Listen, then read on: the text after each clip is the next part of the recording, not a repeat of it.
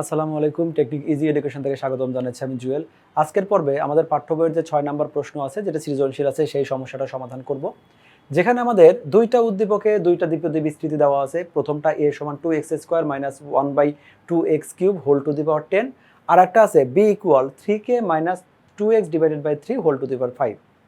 এখানে উল্লেখ করেছে যে a এর বিস্তৃতিতে মধ্যপদ কত। আমাকে প্রথমে মধ্যপদ নিয়ে কাজ করতে হবে, খ নাম্বারে একটা x মুক্ত পদ নিয়ে কাজ করতে হবে, গ নাম্বারে k কিউবের সহগ নিয়ে কাজ করতে হবে, তার সাথে কম্পেয়ার করে x এর মান বের করতে হবে। আমি ধাপে ধাপে একটাতে যাই। প্রথমটা a এর বিস্তৃতিতে মধ্যপদ নির্ণয় করো। তাহলে প্রথমে এটা কত ছিল, 2x² minus 1/x³ whole to the power 10। এই বিস্তৃতিতে মধ্যপদটা আমরা বের করব। আমাদের এই বিস্তৃতিতে যেহেতু মধ্যপদ নির্ণয় করতে বলছে এবং আমরা দেখতে পাচ্ছি এখানে n এর মানটা জোড় সংখ্যা, তাহলে আমাদের মধ্যপদটা হবে, অর্থাৎ আমাদের যদি জোড়া সংখ্যা হয় তাহলে n/2 প্লাস 1তম পদ, তার মানে এখানে ফাইনালি দাঁড়াচ্ছে হলো 5 6তম পদ। এই 6তম পদটা যদি মধ্যপদ হয় আমরা তাহলে 6তম পদের সূত্রে চলে যাব। আমরা 6তম পদের সূত্রটা লিখি। 6তম পদকে আমরা t5 প্লাস 1 দ্বারা প্রকাশ করে থাকি, এটা আমাদের 6তম পদ। যেখানে আমাদের এই যে 5 যেটা আছে আমি এটা অপশনাল হিসাবে লিখে রাখছি, এটা তোমাদের লেখার কোনো প্রয়োজন নাই। আমাদের যেটাকে আমরা বলতাম টি আর প্লাস 1, অর্থাৎ কোনো ধারার আমাদের আরতম পদ যেটাকে নির্ণয় করতাম সেটাকে আমরা লিখতাম এইভাবে NCR x to the power n minus r এবং y two the power r। এটা আমাদের আরতম পদ বের করার আমাদের সূত্র, টি আর প্লাস 1 যেটাকে লিখি। এই মাত্রাতে আমাদের n বলতে বোঝাচ্ছে এখানে 10, x মানে 2x², y মানে মাইনাস 1/2x³। তাহলে আমরা সূত্রটা লিখবো হলো, একদম শুরুতে আসি n মানে হলো আমাদের 10। আমরা একবারে মান বসিয়ে দিলাম। NCR বা NR যেটা আছে সেটা 10/5 x to the power x মানে 2x² whole to the power n minus r মানে 10 মাইনাস r, r মানে হলো 5, আর হলো y টু দি পাওয়ার। অবশ্যই খেয়াল রাখবো এখানে মাইনাস থাকলে মাইনাস সাইন সহ নিব, তাহলে minus 1/2x³ whole to the power r। এই হলো আমাদের সূত্রটা। এখন শুধু এটাকে ক্যালকুলেশন করে দেখবো আমাদের রেজাল্টটা কত আসে। আমাদের প্রথম যে রেজাল্টটা সেটা হলো 10c5, এটা আসবে 252। এরপরে আমরা হিসাবটা একবারে করে নেই। 10 মাইনাস 5 মানে এখানে 5 আছে, আমি এই টোটালটাকে অবশ্যই খেয়াল রাখো, এটা কিন্তু আমি একবার হিসাব করে নিচ্ছি। 10 মাইনাস 5 মানে শুধু 5, তাহলে 2 টু দি পাওয়ার 5 এটাকে আমরা লিখতে পারি 2 টু দি পাওয়ার 5 মানে হলো 32, মানে 2 দুগুণে 4 দুগুণে 8 দুগুণে 16 দুগুণে 32, আমাদের 32। x² whole to the power 5, আমরা জানি পাওয়ারের উপরে পাওয়ার থাকলে পাওয়ার পাওয়ার গুণ হবে, তাহলে এখানে x² whole to the power 5 মানে এখানে আমরা লিখতে পারি x² whole to the power 10। এখানে মাইনাসের উপর যদি বিজোড় পাওয়ার থাকে মাইনাসটা রয়ে যাবে, 1 এর উপর যাই পাওয়ার থাকে সেটা আমাদের 1 হবে। তারপরে আছে আবার 2 টু দি পাওয়ার 5 যেটাকে আমরা লিখবো 32, আর x³ whole to the power 5 তাহলে x টু দি পাওয়ার 15। আমরা জানি পাওয়ারের উপর পাওয়ার থাকলে পাওয়ার পাওয়ার গুণ হয়, এখানে এই যে আমাদের 3 আর 5 গুণ হয়ে x টু দি পাওয়ার 15 হলো। এখন ক্যালকুলেশন করি, আমাদের এখানে 32 কেটে গেল, যেহেতু আমাদের প্লাসে মাইনাসে মাইনাস তাহলে -2 এটা হলো 52, এটা ঠিকই থাক। এখানে x এর পাওয়ার আছে 10, এখানে x এর পাওয়ার আছে হলো 15, তাহলে আমরা জানি দুইজনের মধ্যে ভাগ থাকলে পাওয়ার বিয়োগ হয়ে যায়, বাদ হয়ে যায়, তাহলে এই 15 থেকে 10 গেলে আমি সরাসরি লিখে দিতে পারি এটা x to the power 10। Sorry, এখানে 15 থেকে 10 গেলে আমাদের x টু দি পাওয়ার 5। তাহলে এই যে রেজাল্টটা বের হলো এইটাই হলো আমাদের মধ্যপদ বিস্তৃতিটার। আমরা একই ম্যাথ এখানে করেছি, আমাদের যেটা ছিল আমরা এখানে বিস্তারিত করেছি, আমি ওখানে ধারাবাহিকভাবে দেখালাম। প্রথমে আমাদের বিস্তৃতিটা দেওয়া আছে, আমরা উল্লেখ করে দিলাম এখানে n সমান 10 যেটা আমাদের জোড় সংখ্যা, তাহলে আমাদের মধ্যপদ থাকবে একটা এবং সেই মধ্যপদটা হলো n ডিভাইডেড বাই 2 প্লাস 1। এখানে n মানে যেহেতু 10 ছিল তাহলে 6তম পদ, সরাসরি লিখে দিলাম t5 প্লাস 1 মানেই হলো 6তম পদ, আমরা এভাবেই লিখে থাকি। তাহলে সেটা আমাদের NCR। এই NCRটাকে তুমি দুইভাবে লিখতে পারো, এইভাবে 5 দিয়েও লিখতে পারো, মাঝখানে কিন্তু ফাঁকা, কোনো এরকম কোনো দাগ দেওয়া যাবে না, অথবা এই যে এরকম ভাবে যেটা লেখা আছে 10c5 এভাবে তুমি লিখতে পারো। তাহলে x to the power n minus r y minus r calculation করলে যেভাবে তোমাকে দেখানো হয়েছে -250 divided by x to the power 5। আমাদের খ নম্বর প্রশ্ন দেখে আসি। এখানে বলছে x a এর বিস্তৃতিতে x বর্জিত যে পদ আছে সেই পদটা বের করো। আমরা কিন্তু এর আগে তোমাদেরকে অনেকবার শিখিয়েছিলাম x বর্জিত পদ যদি এমসিকিউ আসে তখন আমরা কি করব। আপাতত এটা এমসিকিউ না, কিন্তু আমরা দেখে নেই যে আসলে x বর্জিত পদটা কেমন হবে, যাতে করে আমরা শিওর হতে পারি আমার ক্যালকুলেশন ঠিক আছে কিনা। এখানে কিভাবে করতাম আমরা, এই দুইটা আমাদের এখানে যে দুইটা পাওয়ার আছে এই পাওয়ার আর হলো এখানে এই পাওয়ারটা, এই দুইটাকে গুণ করতাম, তাহলে এটাকে আমরা গুণ করে লিখবো 2 × 10 আর ডিভাইডেড বাই এই দুইটাকে আমরা যোগ করতাম, ভিতরে যে দুইটা চলক আছে চলকের যে পাওয়ার আছে এই ভিতরে চলক আমরা যোগ করব, তাহলে 3 আর 2 এটা হলো 5। তাহলে এখানে আমাদের পদ যেটা হচ্ছে, আমাদের রেজাল্টটা আসছে এখানে 4। এই যে 4 হলো, তাহলে আর এর মান আমাদের 4 হতে হবে। এবার আমরা ক্যালকুলেশন করে দেখি আর এর মান আসলেই 4 আছে কিনা। আমাদের এখানে যে বিস্তৃতিটা আছে এই বিস্তৃতিতে যদি আমরা কন্টিনিউ করি তাহলে কোনো একটা সময় এক্স থাকবে না, কাটাকাটি করে ওইখানে শুধুমাত্র কনস্ট্যান্ট থাকবে। কিন্তু সেটা কোন পদ আমরা জানি না, আমরা ধরে নিচ্ছি যে সেটা হলো আমাদের টি আর প্লাস ওয়ান। এই যে পদটা আছে এই পদটা হবে এক্স বর্জিত। এখানে আমি ম্যাথমেটিক্যাল টার্মটা তোমাকে ধারাবাহিকভাবে দেখাচ্ছি, তারপরে আমরা আমাদের বইয়ে গিয়ে ওইটা আরও বিস্তারিত ভাষাসহ এখানে লিখে দেখাবো। শুরুতে আমরা কি লিখবো, এইখানে টি আর প্লাস ওয়ান এর এই পদের সূত্রটা কি, এন সি আর। প্রথমে সূত্রটা লিখে নেই, তোমরা লিখবে না। N C r x to the power, এটা হলো এন মাইনাস আর, আর হলো ওয়াই টু দি পাওয়ার আর। এইটা হলো আমাদের মূল সূত্র। তোমরা সূত্র লিখবে না, তোমরা সরাসরি এখানে মানগুলো বসিয়ে দিবে। এই ম্যাথটাতে এন মানে হলো 10, আর এর ভ্যালুটা জানি না, আর মানে আমরা আরই রাখলাম। এক্স মানে হলো 2x স্কোয়ার, তাহলে 2x square whole to the power, এটা লিখলাম হলো n minus r, n minus r. Y মানে এখানে মাইনাস, আমি লিখলাম ওয়াই মানে -1 ডিভাইডেড, এটা হলো 2x cube whole to the power, এটা হবে শুধুমাত্র আর। মানগুলো বসিয়ে দিলাম। আমাদের এই ম্যাথের ধারাবাহিকভাবে এক্স এবং ওয়াই বলতে যা বোঝাচ্ছে সেটা আমরা লিখে দিলাম। এখন আমরা ক্যালকুলেশন যদি করি, 10 আর, এখানে যেহেতু আমাদের আর এর মানটা অজানা, তাহলে আমাদের 10 আর এর মতো করে থাকলো। এখানে এই হোল পাওয়ার আছে মানে n মাইনাস আর 2 এর উপরে থাকবে, n মাইনাস আর এক্স স্কোয়ার উপরে থাকবে। তাহলে আমরা শুরুকে 2 বিবেচনা করি, তাহলে 2 টু দি পাওয়ার, এখানে থাকবে n মাইনাস এটা আর, এরপরে x square whole to the power r. পাওয়ারের উপর পাওয়ার মানে পাওয়ার পাওয়ার গুণ হবে, তাহলে এখানে হবে এক্স টু দি পাওয়ার, এই 2 গুণ হয়ে এটা হবে 2n মাইনাস এটা হবে 2r। এরপরে এই যে এখানে আমাদের -1 হোল টু দি পাওয়ার আর যেটা ছিল, এই জায়গায় আর এর মানটাকে জোড় নাকি বিজোড় সেটা আমরা জানি না।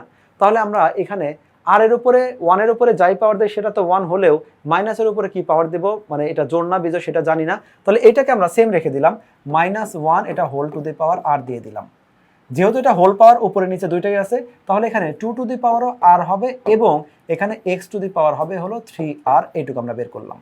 এই ম্যাথটাতে আমি একটা জিনিস মিসিং করেছি, যে আমাদের এই ম্যাথটাতেও আমাদের মান যেটা ছিল n এর মান তো 10 দেওয়াই আছে, তাহলে আমার যেখানে যেখানে n ছিল সেগুলোকে আমরা 10 বানাই দিই, কারণ n এর মানটা আমরা জানি। এখানে আমাদের আছে হলো n মানে হলো আমাদের 10, এখানে আমি এটাকে 10 বানাই দেই যেহেতু আমি 10 জানি। তাহলে এখন ক্যালকুলেশন করলে এখানে তাহলে আসতো 20 মাইনাস 2r, এটাকে আমি 20 করে দেই। 10 আর এটাকে ঠিকই থাকলো। 2 টু দি পাওয়ার আমাদের যেটা আছে 10 মাইনাস আর, এটাও আমরা ঠিকই রাখলাম। এখানে এক্স টু দি পাওয়ার, শুধুমাত্র আমি এক্স কে ক্যালকুলেশন করব। আমাদের এখানে আরেকটা 2 আসছে, ওই 2 নিয়ে আমি এখানে ক্যালকুলেশন করব না, শুধুমাত্র আমি এখানে এক্স নিয়ে ক্যালকুলেশন করি। এক্সটা কি আছে, এক্স এর এখানে আছে 20 মাইনাস 2r আছে। এর পাশাপাশি এই যে এক্সটা আছে, এই দুইটা এক্স এর মধ্যে সম্পর্ক ছিল ভাগ, তাহলে আমরা এখানে এই ভাগের জন্য পাওয়ারটা আমরা 3r দিয়ে দিলাম। অর্থাৎ আমি যদি এখানে অন্য একটা কালার দিয়ে তোমাকে মার্ক করে দেই, এই যে আমাদের এখানে বেগুনি কালারে যে দুইটা এক্স আছে, এই দুইটা এক্স নিজেদের মধ্যে ভাগ রিলেশনে আছে। ভাগ রিলেশনে থাকার কারণে এদের মধ্যে পাওয়ারটা বিয়োগ আকারে চলে গেল। বাকিগুলো যা আছে তাই থাক, -1 হোল টু দি পাওয়ার আর, আর এখানে 2 টু দি পাওয়ার আর। এইগুলোও চাইলে ক্যালকুলেশন করা যায়, এই ম্যাথে আপাতত আমার একটু দরকার নাই। আমরা এখন কি বলবো, যে এই ম্যাথটা প্রশ্নে আমরা ধরে নিচ্ছি যে আমরা এটা এমন একটা ম্যাথ করছি যেখানে আমাদের এক্স বর্জিত পদ থাকবে, মানে এক্স অনুপস্থিত। তাহলে আমরা বলতে পারি, সুতরাং এই যে এক্স এর পাওয়ার যেটা আছে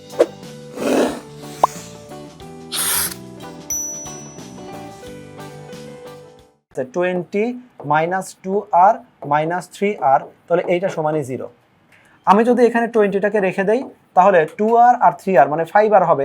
ওই পাশে গিয়ে আমি পজিটিভ 5r দিয়ে দিলাম, তাহলে r এর মানটা বের হবে 20 ডিভাইডেড বাই 5 ইকুয়াল 4। খেয়াল করে দেখো, ম্যাথের শুরুতে আমি শর্টকাট টেকনিক দিয়ে দেখেছিলাম যে r এর মানটা আসলে কত হবে। r এর মানটা এখানে 4 ছিল, আমাদের এখানে 4 বের হয়েছে, তার মানে এই ম্যাথটা এই পর্যন্ত অন্তত ক্যালকুলেশন আমার ঠিক আছে। আমরা এজন্যই শর্টকাটটাকে দেখে নেই, যাতে করে এই ক্যালকুলেশনে কোনো এক জায়গায় যদি আমাদের ভুল হয়ও সেটা যেন এখান থেকে ধরা পড়ে। এবং অন্যতম একটা কথা, আর এর মান কখনো আমাদের ভগ্নাংশে বের হবে না, আর এখানে পদের একটা সিরিয়াল বোঝাচ্ছে, এটা সবসময় পূর্ণ সংখ্যাতেই আসবে। তাহলে এই ম্যাথটাতে আমরা আর এর ভ্যালুটা খুঁজে পেয়েছি, যে আর এর ভ্যালুটা হবে 4। আমাকে বললো যেখানে এক্স বর্জিত পদটা কত সেটা বের করতে হবে। আমরা আপাতত মনে রাখি, আমি এই পেজটাকে তোমাকে অনেক কিছু ছোট করে দেখাবো, যে এই ম্যাথটাতে আমাদের আর এর ভ্যালুটা কিন্তু 4 আসছে। এখন আমাদের দরকার এই যে 4 তো আর এর মানটা, তাহলে এই যে রেজাল্ট আছে, রেজাল্টটা কত হবে, আমাদের যে এক্স বর্জিত পদটা হবে সেই পদটা আসলে কত হবে, সেই পদ কত হবে। এই জায়গায় আমি আর এর মান বসায় যদি দেই, এইখানে আর এর মান বসায় দিব, এইখানে আমরা আর এর মান বসায় দিব, তারপরে এইখানে এই যে পার্টটুক আছে না, এই পার্টটুক যেটুকু আমি রাউন্ড করলাম এইটুকে বসায় দিব। আমি তো ধরেই নিচ্ছি যে এই ম্যাথটাতে এক্স অনুপস্থিত থাকবে, তাহলে তো এইটা সেইটা ধরেই ক্যালকুলেশন করা হয়েছে, সুতরাং আর এর মান যদি এখানে বসাই দেই এটা এমনিতেই চলে যাবে। সো আমার এটু ক্যালকুলেশন করার দরকার নাই। আমরা কিভাবে ক্যালকুলেশন করব, যদি এটা নিচের আলাদা করে একটা লাইন লিখবো, সুতরাং এক্স বর্জিত পদ, সেই পদটা কিভাবে লিখবে এখানে আমরা এখানে লিখে দিচ্ছি, এই যে 10 যেটা আছে 10 কে 10ই লিখলাম, আর এর মানটা হলো 4 ইনটু এই যে 2 টু দি পাওয়ার, তাহলে কি হবে 10 মাইনাস আর মানে এটা হলো 4, এখানে -1 যেটা আছে -1 হোল টু দি পাওয়ার 4, আর এখানে 2 টু দি পাওয়ার 4, এইটা আমাদের মান থাকলো। -1 এর উপরে জোড়া পাওয়ার আছে মানে মাইনাস আমাদের চলে যাবে, আর এখন বাকিটুকু শুধু আমি ক্যালকুলেশন করব। এই টোটালটা যদি আমি ক্যালকুলেটরে ক্যালকুলেশন করি তাহলে আমি ফাইনালি রেজাল্ট পাবো 840, তাহলে এইটাই হলো আমাদের এক্স বর্জিত পদের মান। এখন চলো আমরা আমাদের বইয়ে ফিরে যাই, যেখানে আমি সবগুলো ধারাবাহিকভাবে এখানে দেখালাম, এখন শুধু এখানে গুছিয়ে যে রিপ্রেজেন্ট করা আছে সেটা দেখাচ্ছি। প্রথমে আমরা পদটা নিলাম, আমরা বলে নিলাম এখানে টি আর প্লাস 1 যেটা আছে সেটা আমাদের এক্স মুক্ত বা এক্স বর্জিত পদ হবে। তাহলে এপারে কি করলাম, টি আর প্লাস 1 যে কোনো ধারার আর প্লাস 1তম পদ নির্ণয়ের যে সূত্র, যেহেতু এখানে আমাদের এক্স ওয়াই দুইটাই আছে অর্থাৎ শুরুতে 1 নাই, তাহলে আমরা সূত্রটা লিখলাম, রেখে এই একই ধারাবাহিকভাবে আমি শুধু ফোকাস করলাম কোথায়, শুধু এক্স কে ফোকাস করলাম, ফোকাস করে এক্স এর যে আমাদের পাওয়ারটা আছে, যে পাওয়ারটা আমরা বের করলাম এখানে, এই যে এই পাওয়ারটাকে শুধু বললাম যে এইটা 0 হবে, কারণ এক্স বর্জিত, সেখান থেকে আমরা আর এর মানটা বের করলাম। এখন এই আর এর মানটা যদি আমি বসিয়ে দেই, অর্থাৎ ফাইনালি যে আমাদের পার্টটা পাওয়া গেছিল, এই পার্টে আমি এক্স বাদে বাকি যে অংশটা আছে সেই অংশ যদি আমি মানটা বসিয়ে দেই, তাহলে আমরা রেজাল্টটা পাচ্ছি 840। এভাবে আমরা পদগুলা বের করতে পারি। গ নাম্বার অপশন এসে বললো বি এর বিস্তৃতিকে, মানে বি বিস্তৃত করতে করতে কোনো এক সময় আমাদের কে কিউব আসবে।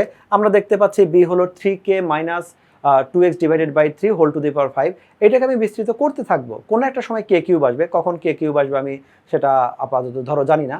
তাহলে আমার এই বিস্তৃতিতে কে কিউবের যে সহগটা থাকবে সেই সহগকে যদি 30 দেই, তাহলে ক্যালকুলেশন করে এক্স এর মানটা কত হয় সেটা বের করব।